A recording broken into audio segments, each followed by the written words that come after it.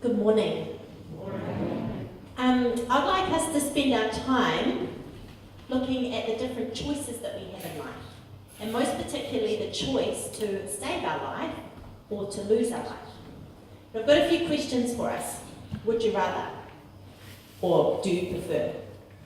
Do you prefer, I want you to raise your hands, Disney's Lion King or Disney's Beauty and the Beast? Hands up if you prefer Disney's Lion King. Hands up if you prefer Disney's Beauty and the Beast. Oh. Hands up if you prefer for takeaways, that's Friday night. Would you rather have fish and chips or Indian curry? Fish and chips. Curry. Depends when some of this is true. Do you prefer potatoes or kumara? Potatoes? Kumara. Summer or winter? Summer. Let's see it. Winter. Autumn or spring? Autumn. Spring. I find the seasons one really hard because there's actually bits and pieces from all of them that I really like.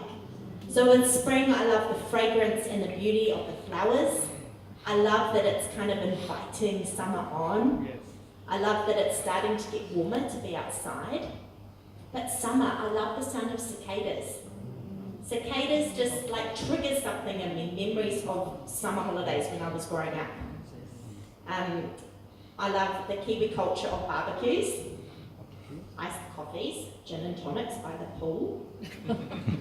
Autumn has its own beauty. I love the different shades of the leaves. My mother-in-law Pixie, her colour palette is autumn colours. So whenever I see an autumn tree, I always think of Pixie. It's a little random side note.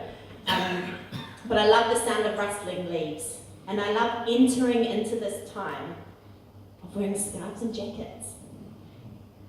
And with winter, although I love the long days of summer, there is actually something that I quite like about the shorter days and the sense of being snug inside. And I do love the magic of the 2 white Christmases that I got to have when I lived in England. The wind and rain put me on edge a little bit, and I hate how much it costs to heat an uninsulated house. Most of the flowers have died away, and playing outside with the kids becomes a bit more difficult. And yet all of the seasons are so important, and they flow into each other. And their purposes are worked out in the rhythms of nature. We can't have the beauty of summer without the rest of spring. Roses cannot be strong and multiply unless they're regularly pruned back. Flowers cannot reproduce unless they die and go to seed. Butterflies cannot burst forth unless they give up their life as a caterpillar. New skin on our bodies cannot come through unless the old skin sheds. Babies cannot be born unless a woman gives up her body for quite a few months, sacrifices her body, and goes through the excruciating pain of labour. It's this phenomenal thing.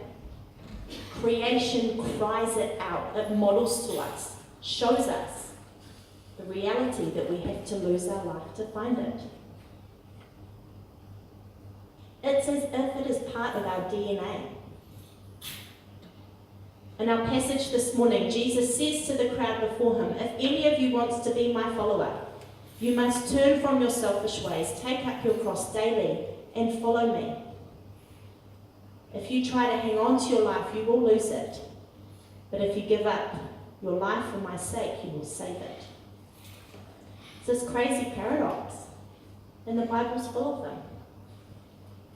Jesus invites us to lose our life to find it, to die to ourselves, and to daily pick up our cross.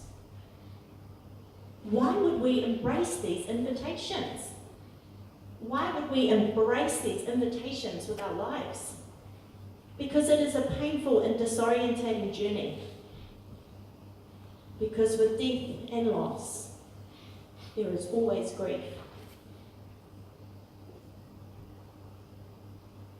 Why would we embrace these invitations? because in the process of dying to ourselves, we are saying, not my way, but yours be done. And his ways are so, so good. A woman who lives this paradox out in her life through and through is a woman called Ruth. In the book of Ruth, there isn't anything overly supernatural that happens, but what we do see is God working through very ordinary people. The story of Ruth begins with Naomi, who lives in Bethlehem at a time where there is famine. So she goes with her husband and her 2 sons to a foreign land called Moab. During her time in Bethlehem, her husband passes away. Her 2 sons marry Moabite women, Ruth and Orpah. But then both of her sons end up dying. And Naomi is left in this foreign land with her 2 daughter-in-laws. And with time, she decides that she's going to go back to Bethlehem. And she says to Ruth and to Orpah, don't come with me. Go back to your families. You do not owe me anything. So Orpah turns and goes. But what does Ruth say to Naomi? Wherever you go, I will go. Wherever you will live, I will live. Your people will be my people. Your God will be my God. Not only has Ruth lost her husband, but she is willing to leave her family and her support network to support her mother-in-law in her time of isolation and grief. She is willing to give, this is the huge bit for me, she's willing to give up her ethnic and her religious identity and to follow the God of Israel, to go and be a foreigner in a new land. And she is willing to go not knowing where her shelter and her food are going to come from. We can get too familiar with these stories. This is huge. The thing that really intrigues me about this story, though, is that Ruth says this amazing, is committing her life pretty much to supporting Naomi. Where you go, I will go. Your people will be my people. Your God will be my God. They go back to Bethlehem, and Naomi says,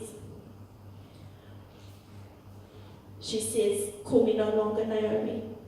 Call me Mara. For the Almighty has dealt bitterly with me. I can so resonate with Naomi's response. There are times in my tiredness and my stress where Caleb will say something encouraging me to get me out of that place, and I'll find something else to be negative about. During the last few weeks, we have been doing crazy long hours renovating this new house that God has blessed us with on Harrison Street. We took on more than we could chew, knocking down walls, building walls, ripping out carpet and lino, and just crazy. The people at Mitre 10 became very familiar with Caleb and I. We would go in there and they would know us by first name basis. How's the floor going, Caleb? How are those walls going? But there was something about, there was 3 days in a row where we were going in. And there was something about the sliding doors at Mitre 10, where when I walked through them, I just burst out crying. I was so exhausted and so stressed that I wasn't coping. And I would cry. Caleb would prop me up with a hug, and he'd go through the list. Billy, it's okay. God has provided us with 2 houses. You've got to remember that. We're still under budget with the renovations. We have got so many people helping us get these renovations done. It's going to be okay. There'd be a pause. I'd start crying again. But Caleb, I hate the sound of sanding. It's like chalk on a chalkboard. I can't do it anymore. I realise this is a very trivial example in comparison to what Naomi had lost and what she was going through. But do you get my point? That grief is a very real part of discipleship and this mission journey. The cost is high, the emotions are very real as we lose our life, as we daily take up our cross. The despair, the fear, and the confusion are very real parts of dying to ourselves. of taking up our cross. But the reward of God's kingdom breaking in is so, so great. I just want to share a few examples from my life. I had about 20 of them, and Caleb said you're going to have to cut it back to about 5, so I'm just going to share 5 of my faves, where I have chosen to obey the call and it has cost a bit and it's been so good. The call to live in England when Caleb and I got married. It meant a season, and I had thought I was going to be in England long term, so at the point of responding to the call, I was like, man, this is me sacrificing not being near my family whom I love very much. But the reward was that we had amazing frontline opportunities of experience in church leadership, and we got a season of being near Caleb's family. The cost of the call to live in community. Caleb and I share our homes with 9 other people, youth workers. We've been married nearly 7 years, and for the first 5 years of our marriage, we knew that this was the call for our life. But it took me 5 years to be ready to do it, because I really like having a tidy fridge. I was nervous and felt like it was too great a sacrifice to share every part of my home with other people except for my bedroom. Even then there are sometimes late night chats on the floor in our room. The cost of not being able to do Caleb and I are kind of night owls, and we just come alive at night, even though we should be sleeping because we have young kids.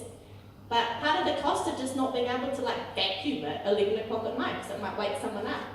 All these, it sounds petty, but they were big deals for me, part of my everyday life that I had to sacrifice and had to go on a journey of. That was real releasing. But the reward is effective discipleship. Living with people is such an effective way to do discipleship. And the acceleration of formation and depth of relationship is amazing. The cost of the call to do prison ministry when I lived in Auckland. Every fortnight, Caleb and I would go out to the high security part of the women's prison and lead services. And I have got such clear memories of sitting in the car park, just really needing to go to the toilet again and feeling really nervous. What do I have to offer? And where I can picture us sitting in the car, kind of sweating and calling on Jesus and singing worship songs, saying, Jesus, I need you. But we knew that the call, and because we know the call is here. And we had such incredible, even though it was sweaty and stressy every single fortnight, we had amazing encounters with the women in there. And one of the biggest things for me was that it changed my narrative and my worldview that God is at work in the most unlikely people, in the most unlikely places, all the time. Such an important thing for me to have understood in a deep way. The cost of being a mum. I also know it's an amazing gift and that some people don't get the honour of. But I vomited multiple times, pretty much every single day of my 2 pregnancies. As a mum with 2 young kids, I feel pretty much constantly sleep deprived. I don't have time to myself like I used to. But I get to influence the life of these 2 beautiful people, 2 beautiful girls that God has gifted me with. And another huge, profound thing in this journey of being mum, and I think I've shared this before, but it has helped me kind of understood at a belly level God's love for his children. I would give up my life in a moment for either of my girls. And that's just a smidge of the love that our Father God has for us. God's promise of finding life in its fullness is tried and true in my life. And it is tried and true that it is found the more that we surrender to him, ourselves and our ways to his ways. So back to Ruth and Naomi. They arrive back in Bethlehem. Ruth ends up working in a harvest field that belongs to Boaz, a very respected member of the community. And I just want to read out to you chapter 2, verses 1 to 10, which will just share us a bit more of the narrative. Now Naomi had a kinsman of her husband's side, a prominent rich man of the family of Elimelech, whose name was Boaz. And Ruth the Moabite said to Naomi, "Let me go to the field and glean among the ears of grain, behind someone in whose sight I may find favour." She said to her, "Go, my daughter." So she went. She came and gleaned in the field behind the reapers. As it happened, she came to the part of the field belonging to Boaz. Just then Boaz came from Bethlehem, and he said to the reapers, "The Lord be with you." They answered, "The Lord bless you." Then Boaz said to his servant who was in charge of the reapers, "To whom does this young woman belong?" The servant who was in charge of the reapers answered, "She is the Moabite who came back with Naomi from the country of Moab." She said, "Please let me glean and gather among the sheaves and behind the reapers." So she came, and she has been on her feet from early this morning until now without resting even for a moment. Then Boaz said to Ruth, "Now listen, my daughter. Do not go to glean in another field or leave this one, but keep close to my young woman. Keep your eyes on the field that is being reaped and follow behind them. I have ordered the young men not to bother you. If you get thirsty, go to the vessels and drink from what the young men have drawn." Then she fell prostrate with her face in the ground. She said to him, "Why have I found favour in your sight, that you should take notice of me when I am a foreigner?" Boaz says to Ruth, "Stay in this field. Don't get distracted by the other fields. Stay in this field and glean the harvest in this field." I think this is the invitation for many of us in many seasons of our life, that Jesus is calling us to a particular field and not to get distracted by the other fields surrounding. And as a 1030 community family, we have discerned over the second half of last year that our field for this season is to missionally go out and invest in different communities in our city, with schools, with our senior community, through mentoring and through Bible friends. We are in the birthing process with a lot of this, as Caleb was saying. We are feeling at this birthing stage the fragility, the uncertainty, the excitement of where these missional outputs are going to go. The mentoring team are about to do a refresher course in their training. They've been meeting every week in prayer. Louise is having amazing contacts with local social agencies that we can be linking in with. Nathan and Katie have started this week at Wanganui Intermediate. They are partly paid by the school to be Christian youth workers 3 half days a week. Oh my goodness! That's unreal. When we're fighting to keep Bible in schools and primary schools, they are getting partly funded by the school to be Christian youth workers. Can I encourage you to talk to Nathan and Katie to hear a little bit more about how some of this funding has come about? As Nathan says, when he went to knock on that door and open it, as if he tripped in, because God's provision and going before us as we step out in faith is phenomenal. As we heard from Sarah, Jan, Caleb and Sarah were up at Age Concern trying to link in so that we can be part of changing our senior community feeling so isolated. And as we know, the Bible Friends group continues to thrive. We are asking that we work together as family as we step out missionally together. And as I've said, I know that so many of us are part of really important other missional things. I'm not saying to give those up, but what I am asking is that we would be willing to pay the cost, whether that's time, whether that's nervousness around what skill set we have. Caleb and I would love to talk with you if you're feeling in that vulnerable space of what do I have to offer. But the promise is great that we will find fullness, that His kingdom will come. And it's so much easier when we do it together. And just want to say, I recognise that some of us here are newer to our community and won't have been here for our vision discerning process that we spent months doing.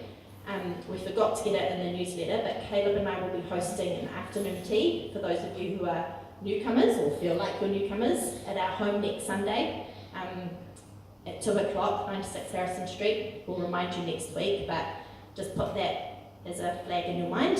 If you are feeling new to this community, we would love you to come along for afternoon tea so that we can spend some more time just sharing a bit of our vision and where we're going and help you feel hooked into who we are. So through this huge journey of Ruth releasing her life, her identity, her security, she finds her life in this beautiful romance story of Ruth. Boaz asks her to marry him. And the beautiful thing about this story is that Boaz so deeply respects Ruth and is so touched by the way that she has chosen to follow Naomi. And Ruth finds her life together and her future with this wonderful man in the community, Boaz. Committing to our missional vision may feel costly, but we want to be part of the solution of God's kingdom breaking in, His way, not our way. Let me pray.